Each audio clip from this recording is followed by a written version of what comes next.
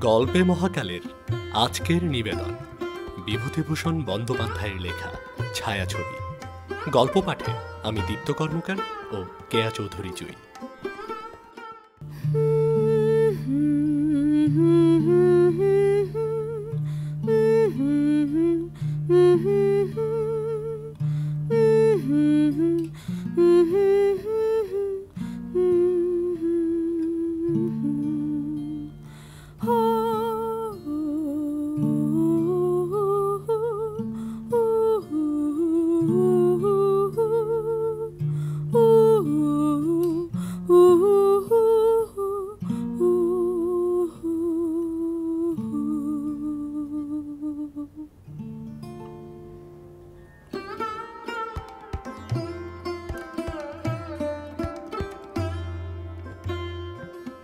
এক বন্ধুর মুখে এ গল্প শোনা। আমার বন্ধুটি অনেক দেশ বেরিয়েছেন, লোক হিসেবে অমায়িক, রসিক ও শিক্ষিত। কলকাতাতেই থাকেন। যখন তার সঙ্গে আমার দেখা হয় তখন গল্পে গল্পে অনেক সময় সারা রাত কেটে যায়। প্রকৃতপক্ষে ঠিক মনের মতো লোক পাওয়া বড় দুষ্কর। অনেক কষ্টে একজন হয়তো মেলে। অধিকাংশ লোকের সঙ্গে যে আমাদের আলাপ হয় সে সম্পূর্ণ মৌখিক। তাদের সঙ্গে আমাদের হয়তো ব্যক্তিগত অভ্যাসে, চরিত্রে, মতে, ধর্মবিশ্বাসে, বিদ্যায় যথেষ্ট তফাৎ। কিন্তু একই অফিসে কি কলেজে কি কোর্টে একসঙ্গে কাজ করতে হয়, দুবেলা দেখা হয়ে থাকে। কিন্তু এই পর্যন্তই। মন সাই দিয়ে বলে না তার সঙ্গে দুবেলা দেখা হলে গল্প করে বাঁচি। কোনো নিরালা বাদলার দিনে অফিসের হরিপদদার সঙ্গ খুব কাম্য বলে মনে হবে না। আমার বন্ধু নাম থাকে, নামের দরকারই বাকি। আবার লোকে তাকে বিরক্ত করবে। কৌতূহলী লোকের সংখ্যা সর্বত্রই বেশি। কোনো কাজ নেই, গিয়ে আনন্দ করবে আর বকবক করবে। তিনি একজন শিক্ষিত ব্যক্তি এবং একটি বৈজ্ঞানিক প্রতিষ্ঠানের কর্মী। হাতে পয়সা এবং কলকাতায় বাড়ি আছে। বাড়ির গ্যারেজে মোটর গাড়ি থাকবার জন্য অন্য কোনো বাধা ছিল না। কিন্তু আমার বন্ধু আড়ম্বর ও বিলাসিতা পছন্দ করেন না। ভূমিকা এই পর্যন্তই।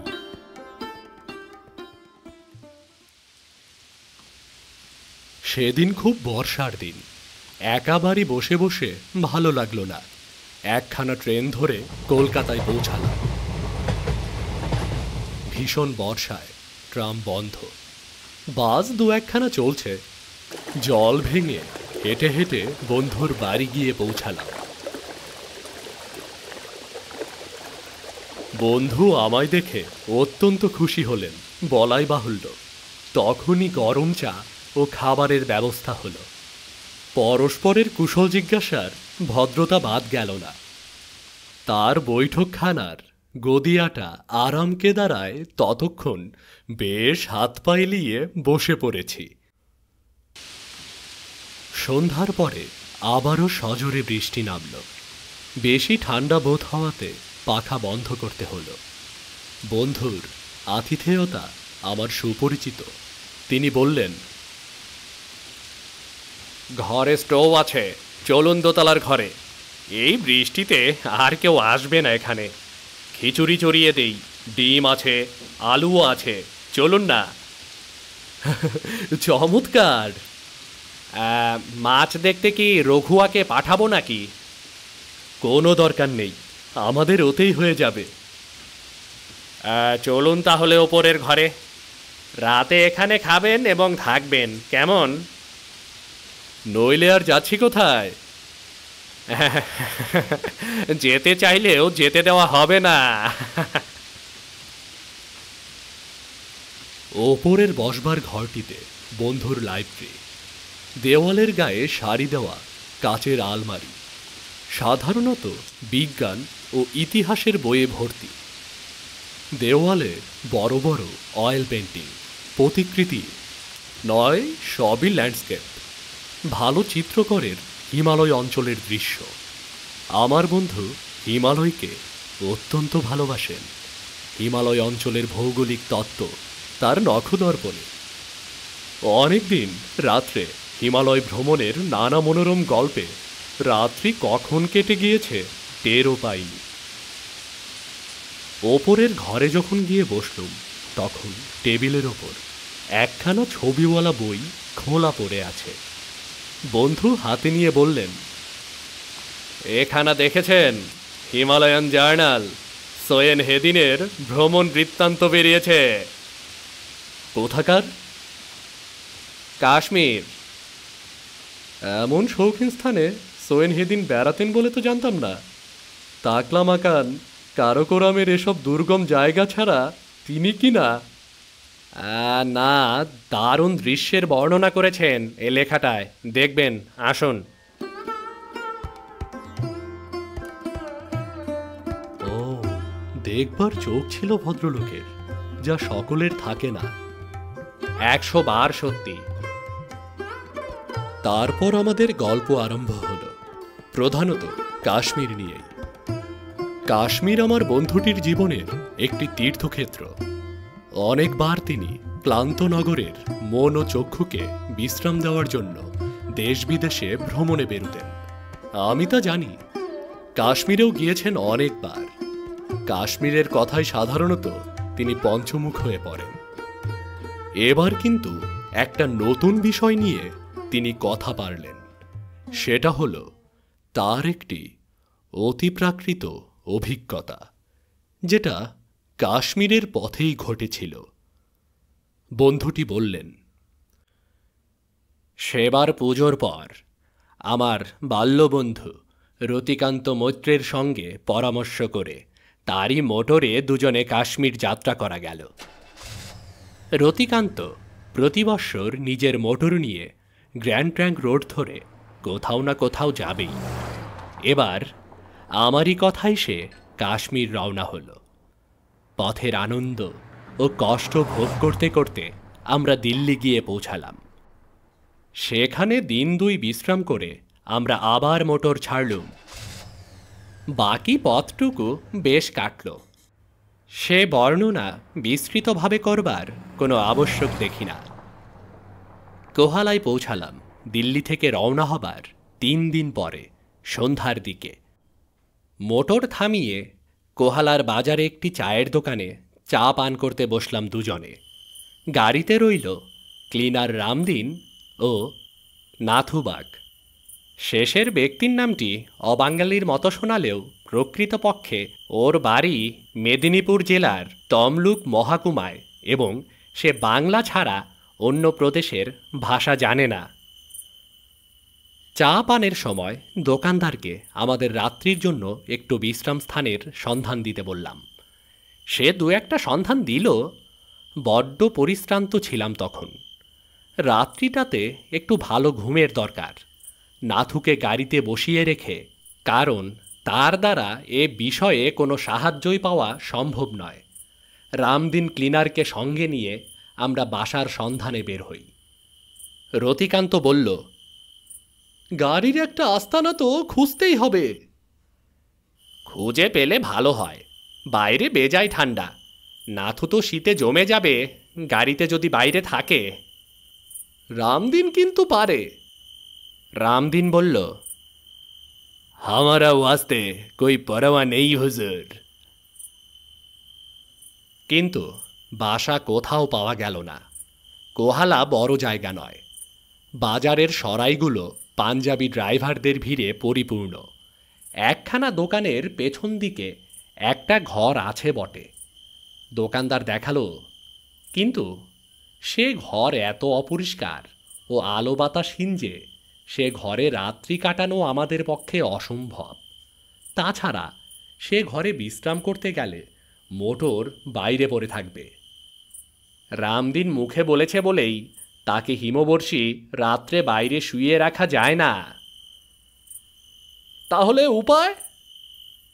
আমি এর আর কি উপায় বলবো। পরামর্শ করা গেল এই চায়ের দোকানির কাছে আবার যেতে হবে। তাকে গিয়ে এমনভাবে ধরা হলো যেন এই পার্বত্য দেশে সেই আমাদের একমাত্র রক্ষক ও অভিভাবক, তারই মুখে চেয়ে আমরা বাড়ি থেকে এই 2000 মাইল রাস্তা অতিক্রম করে এসেছি।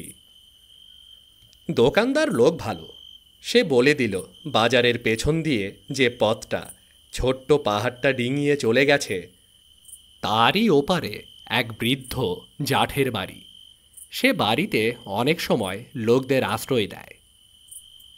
আমরা দুজনে দোকানদারের কথা মতো সেখানে গেলাম।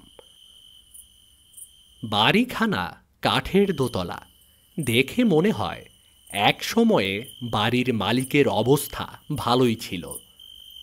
আমাদের ডাকাডাকিতে একজন বৃদ্ধ দাড়িওয়ালা লম্বা সুপুরুষ ব্যক্তি দৌড় খুলে রুক্ষ স্বরে জিজ্ঞেস করল, किस लिए हल्ला मचाते हो? कौन है तुम लोग? আমরা বিনীতভাবে আমাদের আসবার কারণ ব্যক্ত করলাম। আমরা নিরীহ পথিক, কোনো গোলমাল করা আমাদের উদ্দেশ্য নয়।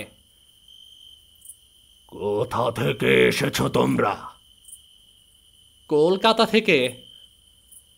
ঘর ভাড়া আমি দেই না, ঘর ভাড়া আমি দেই না কিন্তু। মেহেরবান করে একটু জায়গা দিতেই হবে, না হলে যে বড্ড মুশকিলে পড়ে যাব। কে বলল এখানে জায়গা আছে? বাজারে শুনলাম। আরে আমি ঘর ভাড়া দিই না। ভাড়া দিন না ঠিক আছে, একটু আশ্রয় দিন না। কজন লোক? 4 জন, তবে একজন মোটরে শুয়ে থাকবে, বাজারেই থাকবে। একখানা ঘরের বেশি দিতে পারবো না।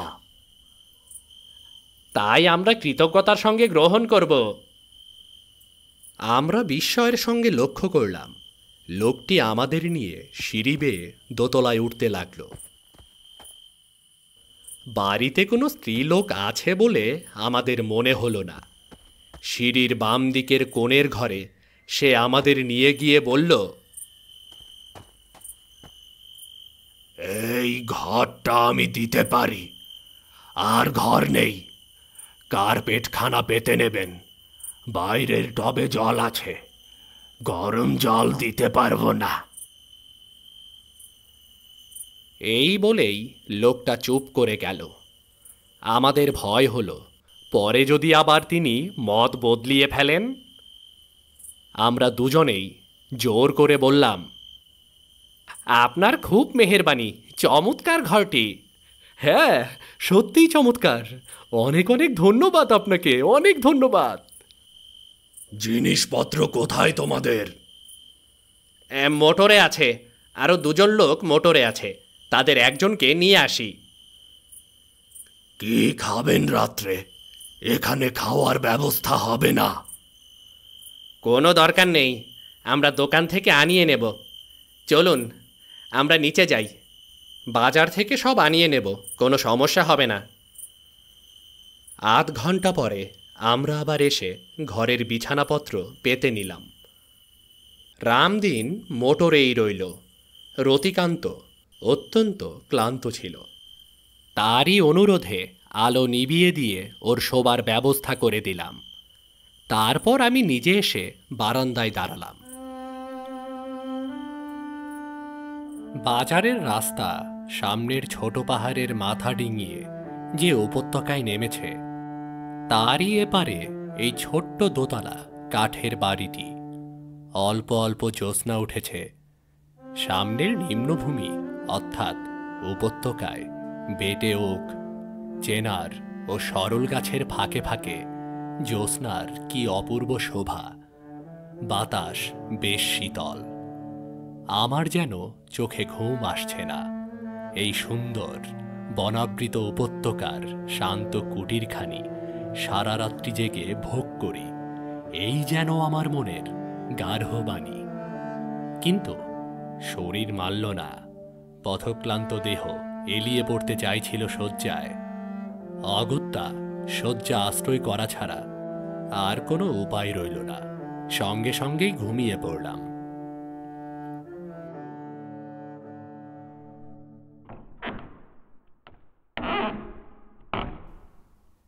অনেক রাত্রে আমার ঘুম ভেঙে গেল। আমি জেগে উঠে বিছানার ওপরে বসলাম। কি একটা শব্দ যেন আমি ঘুমের ঘোরে শুনেছি, তাতেই ঘুম ভেঙেছে। শব্দটা তখনও হচ্ছে। আমি বাইরের বারান্দায় গিয়ে দাঁড়ালাম। বাইরে গিয়ে দাঁড়াবার সঙ্গে সঙ্গে আমার চোখ গিয়ে পড়ল নিম্নের উপত্যকার বনভূমির দিকে। এমন একটি দৃশ্য আমার চোখে পড়ল যাতে আমি পাথরের পুতুলের মতো আড়ষ্ট হয়ে গেলাম। চাঁদ হেলে পড়েছে পশ্চিম আকাশে। তারই সুস্পষ্ট আলোতে দেখি একটি নারী মূর্তি আমার সামনের কি একটা বড় গাছের ডালে দোলনা বেঁধে দোল খাচ্ছে। ভালো করে চেয়ে দেখলাম, হ্যাঁ, নারী বটে, সুন্দরী নারী, 22-23 মধ্যে বয়স হবে। কিন্তু মেয়েটির দোল খাওয়ার স্থান, বিশেষ করে সময়, আমার কাছে বড় আশ্চর্য বলে মনে হলো। কাশ্মীরের দিকে কখনো আসিনি। এখানকার মেয়েরা এই হিমবর্ষী রাত্রের শেষ প্রহরে বনে এমনভাবে দোলনা টাঙিয়ে দোল খায় নাকি? দৃশ্যটা সুন্দর, তাতে কোনো সন্দেহ নেই। তবে আমার এত অস্বস্তি বোধ হচ্ছে কেন? আমার যেন মনে হলো এই দৃশ্যের মধ্যে একটি জিনিস আছে যা অশিব, যা নিয়মের বিপরীত, যা অমানুষী। তাড়াতাড়ি রতিকান্তকে ডাকলুম। সেও যখন বাইরে এলো তখনও মেয়েটি দোল খাচ্ছে। রতিকান্তকে বললুম, ও কে ভাই? সে অবাক হয়ে গিয়েছে, চোখ রোগড়ে বলল, তাই তো, কে ওটা? এখানকার মেয়েরা ওরকম করে নাকি? তা কি জানি। হঠাৎ রতিকান্ত বলে উঠল, ও কি? দোলনায় দড়ি কই? গাছে টাঙিয়েছে কি করে? ভালো করে চেয়ে দেখলাম, সত্যিই তো দোলনায় দড়ি অস্পষ্ট, এতই অস্পষ্ট যে চন্দ্রলোকে দেখা যাচ্ছে না। সরু তার হলেও দেখা যাবে এই আলোতে, কিন্তু তার, দড়ি কিচ্ছুটি নেই। শূন্যে ঝুলছে দোলনা। আরও একটা ব্যাপার যা এতক্ষণ পরে লক্ষ্য করলাম, আমাদের দিকে অল্প দূরেই গাছটার তলায় এই ব্যাপারটা ঘটছে, অথচ কোনো রকম শব্দ আমাদের কানে আসছে না। সব কিছু মিলিয়ে যেন একটা ছবি। ভাই, বাড়িওয়ালাকে ডাকবো? ডাকো। আবার এরই যদি কেউ হয় তাহলে তো চটে যাবে। তুমি ডাকো, যা হয় হবে। কথা বলতে বলতে একটু অন্যমনস্ক হয়ে পড়েছিলাম। কয়েক সেকেন্ড হবে হয়তো। পরক্ষণেই সামনের দিকে চেয়ে দেখি, কোথায় সেই দোদুল্যমানা তরুণী নারী মূর্তি? কিছুই নেই সেই গাছের তলায়। ওই তো সেই বাঁকা ডালটা জ্যোৎস্নায় স্পষ্ট হয়ে ফুটে উঠেছে। গাছটার শুভ্র কাণ্ড, পাশে বেঁকে ওক গাছটা তেমনই দেখা যাচ্ছে, কিন্তু কেউ কোথাও নেই। গাছের তলা একদমই ফাঁকা। ওকে, ও কোথায় গেল? এই, তাই তো, আশেপাশে নেই তো। কয়েক সেকেন্ডের মধ্যে কেউ পালাতে পারে না আমাদের দুজনের চোখ এড়িয়ে এই জ্যোৎস্না আলোকিত উপত্যকা থেকে। যাবার কোনো রাস্তা নেই, বাজারে যাবার পায়ে চলার পথ ছাড়া। পেছনে উঁচু পাহাড়টা, বনের নিচে আগাছার জঙ্গল নেই। বাংলাদেশের মতো বেশ পরিষ্কার তলা দেখা যাচ্ছে জ্যোৎস্নার মধ্যে। সম্ভব নয় কোথাও লুকোনো বা পালানো আমাদের চোখ এড়িয়ে। এত অল্প সময়ের মধ্যে কিভাবে সম্ভব? ব্যাপার কি? তাই তো আমিও ভাবছি। এ দেখছি একেবারে ম্যাজিক। সেই রকমই তো মনে হচ্ছে। কি করা যাবে এখন? শোয়া ও ঘুমোনো। রাত বড় বেশি ছিল না। ঘণ্টাখানেক ঘুমিয়ে উঠে রতিকান্ত ও আমি দেখি নাথুর তখনও নাক ডাকছে। ওকে উঠিয়ে জিনিসপত্র গুছিয়ে নিতে বলে আমরা আবার এসে বারান্দায় দাঁড়ালাম। ওই সেই গাছটা, ওই সেই বাঁকা ডালটা। সত্যি সত্যি কাল শেষ রাতের দিকে আমরা দুজনে এই বারান্দায় দাঁড়িয়ে সেই অদ্ভুত দৃশ্যটি দেখেছি, কিন্তু আমাদের নিজেদের কানেই মনে হচ্ছে ওটা আসলে ঘটেনি, হয়তো রাত্রির স্বপ্ন। স্বপ্ন কি জানি। দাড়িওয়ালা বৃদ্ধের নিকট বিদায় নিয়ে আমরা মোটরের পাশে এসে দাঁড়ালাম। আমাদের দোকানি বন্ধু চেরা সরল কাঠের ডাল উনুনে দিয়ে আগুন জ্বালানোর চেষ্টা করছে। আমাদের দেখে বলল, জব্বর ঘুম হয়েছিল তাই না? হ্যাঁ। কোনো বিপদ আপদ হয় নাই তো? আমি যেন দোকানির কথার সুরে ও দৃষ্টিতে একটি প্রচ্ছন্ন প্রশ্ন লক্ষ্য করলুম। আমরা চা দিতে বলে ওর দোকানের সামনে জাঁকিয়ে বসে রাত্রের ঘটনা সবিস্তারে ওকে বর্ণনা করলাম। দোকানি ঘাড় নেড়ে হেসে বলল, আমি জানি বাবুজি, এই জন্যই তো ওই বাড়ির সন্ধান আপনাদের দিতে ইতস্তত করতেছিলাম। ওই বনে জ্যোৎস্না রাইতে কত লোক ওই মেয়েটিরে দুলতে দেখছে। ও মানুষ না, জিন, আফরিট হুরি। এই বলেই হাত নেড়ে যেন সব জিনিসটাকে ঝেড়ে ফেলে দিয়ে বলল, আপনারা আজকাই কোহালা সাইরে চইলা যান। আমি জানি যারা ওই খুবসুরত জিনহুরির মোহে পড়ে তারা ওই কাঠের ঘর ভাড়া নিয়া দিনের পর দিন থাকে। শেষকালে থাকতে থাকতে তাদের মাথা নাকি খারাপ হইয়া গেছে। একবার একটা আত্মহত্যার ঘটনাও ঘটছিল। বেশি দিন থাকলেই বিপদে পইরা যাইবেন। বাড়িওয়ালা এর জন্যই আজকাল বাড়ি ভাড়া দিতে চায় না। আমি বললাম, তোমরা তো স্থানীয় লোক, তোমরা দেখতে পাও। রোজ কি জিন আফরিটদের নজরে পড়ে নাকি? 2 মাসে হয়তো কিছুই হয় না, কিন্তু একদিন হইয়া গেল। কানুন কিছু নাই। তয় কানুনের মধ্যে এই চাঁদনি রায় হওয়া চাই, আর রাইতের শেষ প্রহর চাই। এখানকার লোকেরা সাজ জ্বালার পর ওই পথে বড় একটা যাতায়াত করে না। আচ্ছা, তোমার চায়ের বিল কত হলো? 1 রুপয়া 7.5 আনা হুজুর।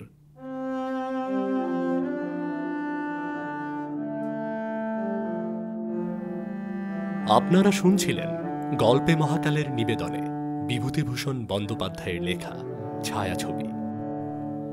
আমাদের গল্পটি কেমন লাগলো জানান আমাদের কমেন্ট করে, আর সাবস্ক্রাইব করতে ভুলবেন না কিন্তু।